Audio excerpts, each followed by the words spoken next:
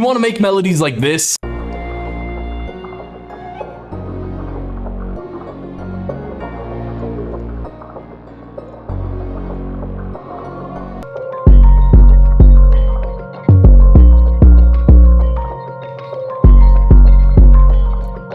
you probably think it's super hard, but it's actually one of the easiest things to do. Let me show you how to do it. And I like to start out with my bass notes. So first things first, I went with 1, 6, 4, nothing crazy. But if you are making these kinds of melodies, it's really good to use the 1, the 2, the 6, and the 4. They all sound really dark and a little bit dissonant together.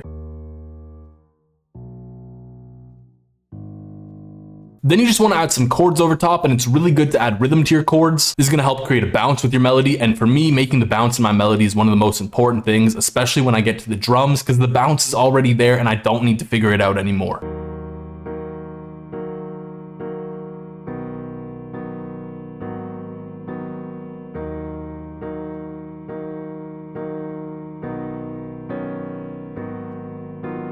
For dark melodies, it's super important to have a lot of your chord notes in common. So you'll notice here, I got these 2 notes going throughout for all of the chords. Other than that, I'm just switching between the A sharp and the B up here. And because they're only a semitone apart, which means they're 1 note apart on the keyboard, it's going to sound a little bit more dark and dissonant. Something I really like to do with my melodies is I like to just make a 4-bar pattern with the chords. I like to copy it over and maybe add a little bit more on the next 4 bars. This is going to add some variation, and variation is always a good thing with your melodies, but because it is still rhythmically similar, it sounds good. Like it's not going to be jarring. Then I like to build out the bounce of my melody a little bit more, and keeping with notes that are a half step apart sounding dissonant and dark, I just threw in the 2nd of the scale right here, so this can kind of make it like a diminished chord going into just the normal natural minor chord that it is.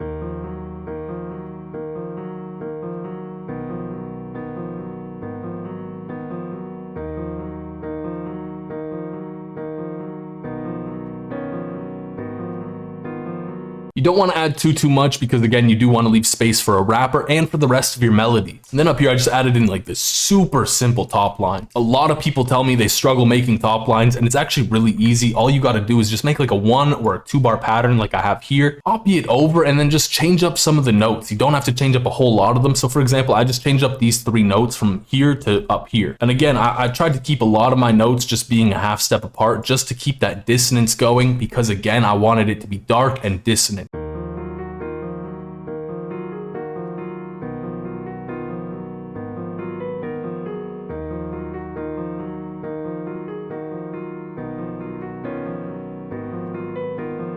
Adding textures for these dark melodies is super important. It's kind of my favorite part about making them, to be honest with you. And a lot of the time, it's what people think sounds the hardest for the melody, or at least the hardest to make. But here's how you can make them. For my melody, I just copied that main pattern with the chords, the top line, all that good stuff into some other instrument.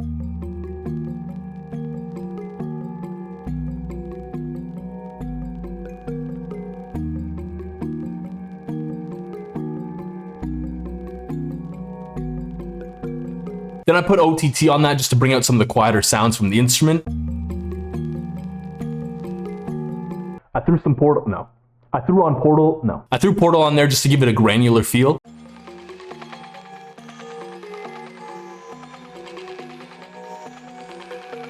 Then I just exported the whole thing, played around with it like a, no. Then I just rendered that out and played around with it a little bit like a sample, cut out pretty much all of the frequencies, and added a healthy dose of reverb.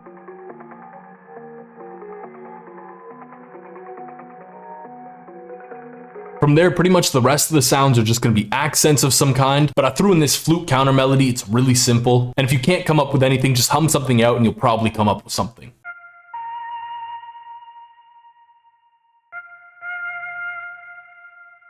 I rendered that out as well. I didn't play around with it like a sample just yet, and then I rendered it out again, pitched it up, sped it up, and then I also reversed it, and I pitched the original down. Then I kind of took the main melody and just copied that into this pattern, and I took out a lot of the notes. So you'll see here, I got some of the chord notes going on, and I got that top line all up in here, just going on.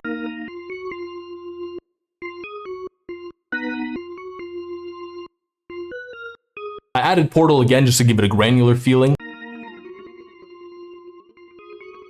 Then I rendered that out and pitched it up an octave. After pitching it up an octave, I cut out a lot of the frequencies. I added a half beat gate to give it a little bit more bounce, some fruity chorus because it sounded good, and then a lot of reverb. And I wanted this to act a little bit more as my high end for the melody. Then to flesh out the low end a bit more, I layered my bass notes.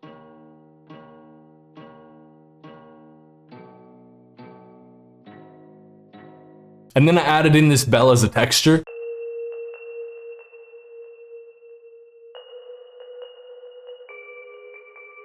And pretty much it's just following some of the chord notes. So this here is the fifth of the first chord. This is the first of that next chord because that's the sixth. And then because the bass note is going down to the fourth, this is playing the fourth here. And because I'm using it as a texture, I didn't want my notes to move around too much. Then finally I added in this perk loop. I just messed around with the formant. And then I also cut out a lot of the frequencies and added some reverb to that as well.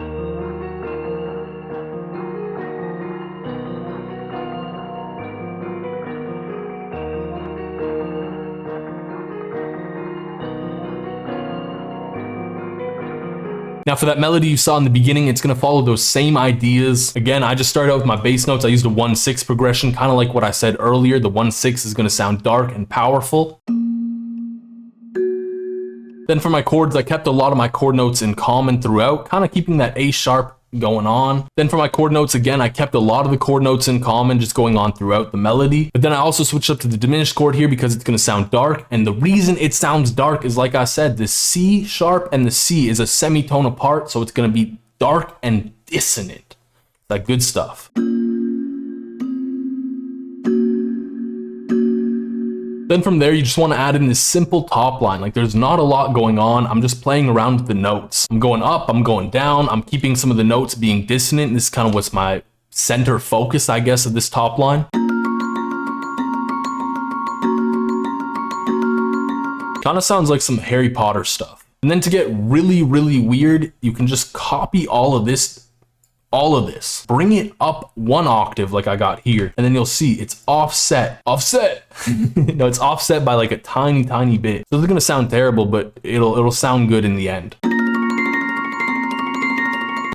My furniture's levitating after listening to that. This is where it gets sounding good. You throw halftime on it. Shabalam. I didn't really do too much EQ though. I just cut out some of the low end. Easy money, boy. Like I said, a lot of these melodies comes down just to layering some notes or adding in textures, and that's exactly what I did here. I layered my bass notes.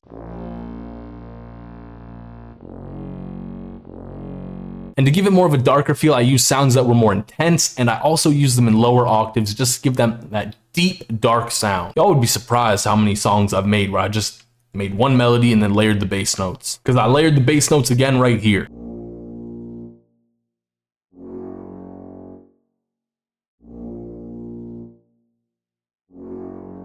And to add impact to the melody, you can use sounds like bells or pianos. And that's what I did here. I layered my bass note, just the one. I layered the first bass note of each 4 bars, just with the yeet bell. It sounded hard.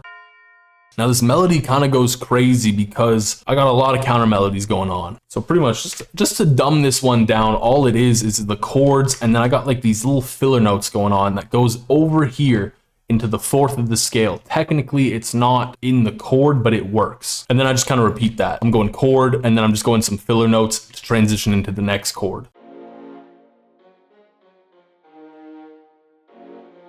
And when you break down your counter melodies just as things to transition into what your main melody is doing, or just to work around your main melody, it makes things a lot easier to do. And to fill out the sound, just to make it feel more full, I layered that whole melody up an octave.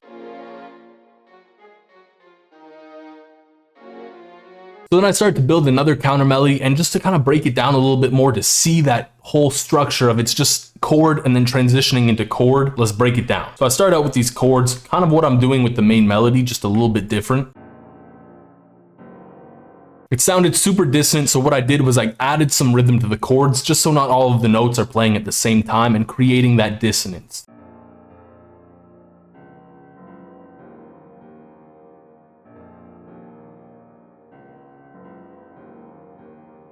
And then finally, I just added in this super simple top line. I didn't want to create too much going on in the melody because the main melody was already really busy.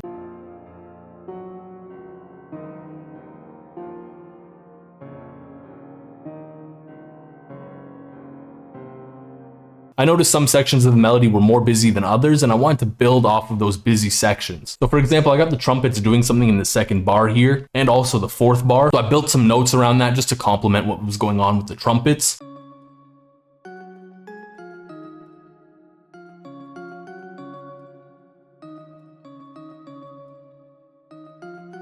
And one of the most important things for these kinds of melodies, like I said before, is adding in textures, percussion loops, those kinds of sounds. And by the way, we just dropped a new kit on presetsupply.com full of sounds just like that. But pretty much what you want to do here is just find textures that sound good and put them in.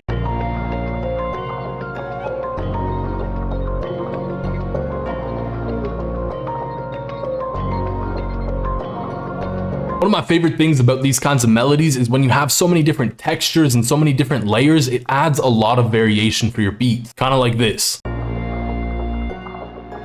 Riley, shut your dumb ass up. Where's the money? Where's Eddie?